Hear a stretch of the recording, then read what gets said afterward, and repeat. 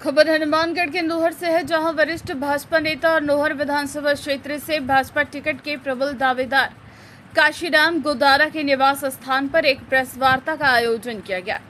Press वार्ता में बोलते हुए गोदारा ने प्रधानमंत्री नरेंद्र मोदी को युग पुरुष बताते हुए उनकी नीतियों को जन कल्याणकारी बताया।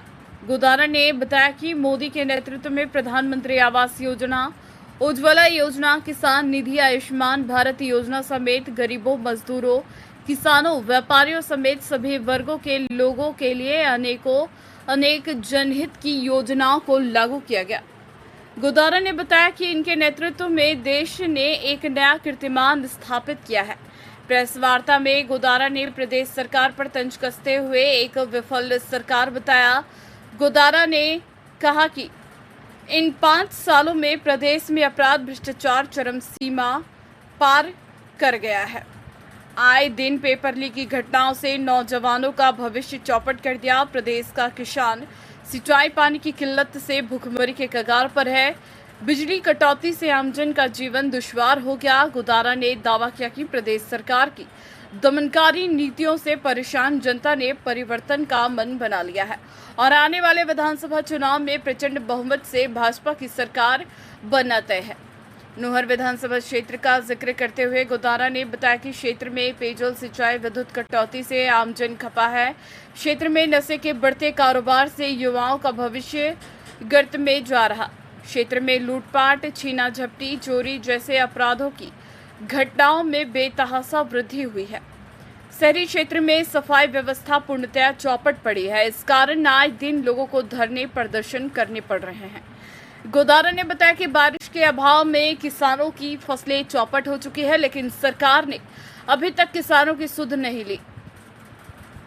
प्रेस वार्ता में भाजपा टिकट के सवाल पर गोदारा ने बताया कि वे पार्टी ने निष्ठावान कार्यकर्ता है और पिछले काफी वर्षों से जनता के बीच रहकर संघर्ष कर रहे हैं।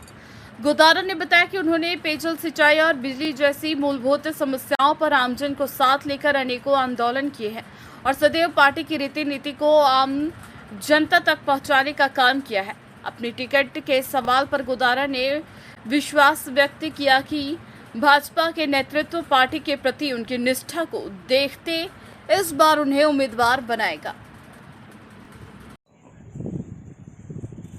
कोई भी पार्टी उसमें काम करने वाले कार्यकर्ता टिकट की दावेदारी रखते हैं और आपने शायद ये सवाल मेरे परिप्रेक्ष्य में ही पूछा है, ऐसा ही है ना?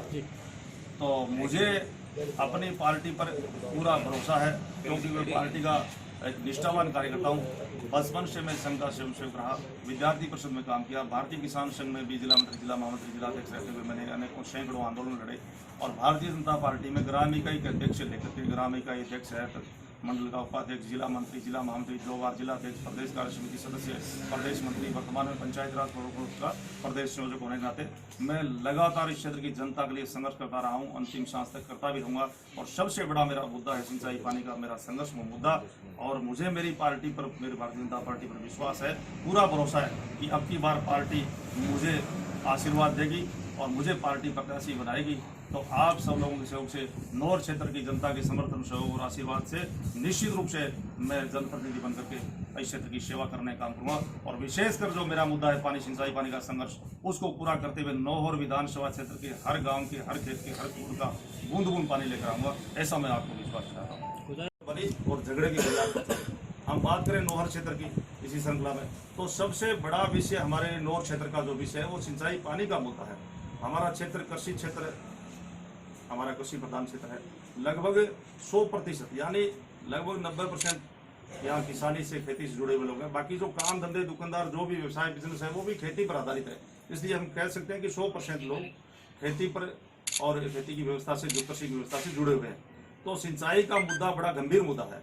जब मैं जिस समय भारतीय किसान संघ का जिला अध्यक्ष हुआ करता था, उसमें इस क्षेत्र में नौर फीडर सिद्धू कनाल नहर परियोजना में पानी छुड़वाने के लिए 47 दिन और 47 रात का बड़ा आंदोलन 15-16 हजार किसानों को साथ लेकर के 125 गांव में किसान चेतना यात्रा निकाल करके 15-16 हजार किसानों की बड़ी ताकत के साथ हमने और एडीएम कार्यालय पर पड़ाव डाला था। 47 दिन 47 रात वो पड़ाव चला था।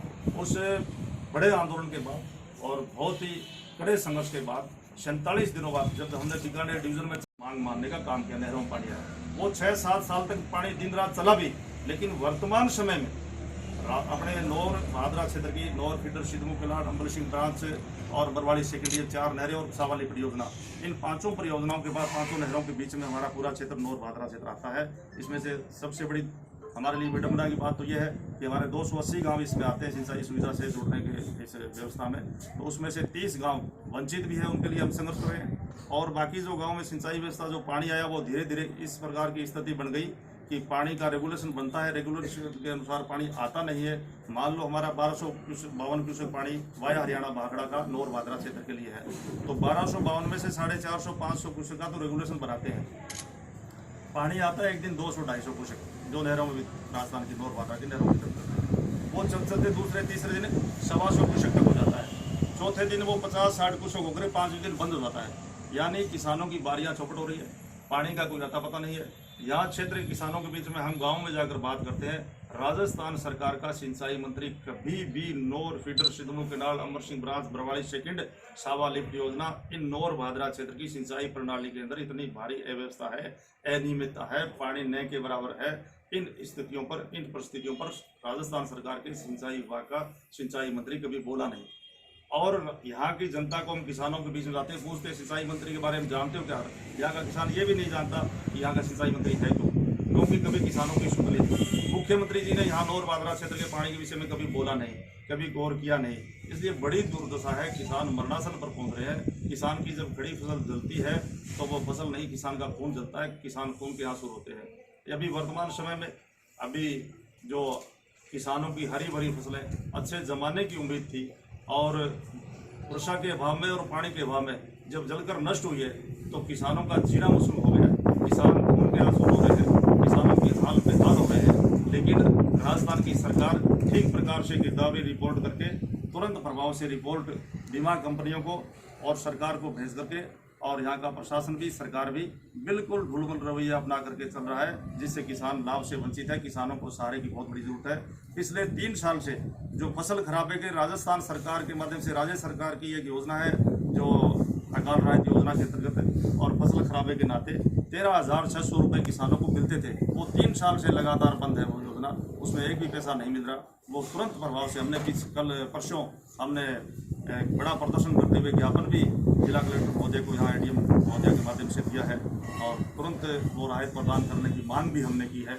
और फसल बीमा योजना के अंदर एक प्रावधान है, यदि खड़ी फसल नष्ट होती है, खराबा होता है, तो तुरंत यहाँ राज्य सरकार, रेवेन्यू विभाग, कृषि विभाग से उसकी